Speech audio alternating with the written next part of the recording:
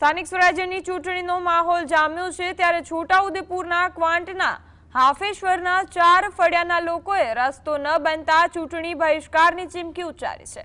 હાફેશ્વર ગામે તેલીબારી, ઉત્તરદડા, પાદર, વાકવી આમ 4 રસ્તા ફળિયાના રસ્તા મંજૂર થયા છે, પરંતુ વન વિભાગ 6 કિલોમીટરનો રસ્તો બનાવવા માટે છેલ્લા 8 મહિનાથી મંજૂરી આપતું ન હોવાનો ગ્રામજનોએ આક્ષેપ લગાવ્યો છે।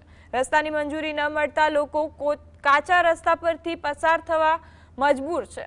ખાસ કરીને સગર્ભાઓ, વિદ્યાર્થીઓને હાલાકી વેઠવી પડે છે ત્યારે ગ્રામજનોએ ભેગા થઈને રસ્તો ન બને તો જિલ્લા પંચાયત અને તાલુકા પંચાયત ચૂંટણીનો બહિષ્કાર કરવાનો નિર્ણય લીધો છે।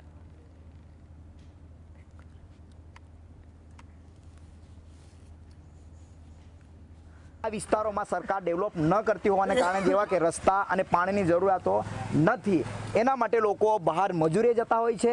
સાથે રસ્તા ન હોવાને કારણે છોકરો એટલે વિદ્યાર્થીઓ ભણવા જઈ નથી શકતા, એનાથી આ વિસ્તાર પાછળ છે।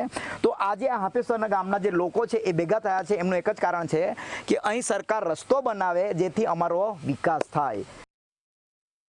આમ ના થાય આવું તાલુકાના જિલ્લાનો આવી ચૂંટણીનો બહિષ્કાર કરી શકશું, કેમ કે અમારા વર્ષો દિવસો વીતી ગયા તે કામ અમારે કોઈકનું વોટ આપવાનું પણ કોઈક બે આપણું મદદ કરતો હોય, કામ થતો હોય તારે વોટ આપવાનું રહે।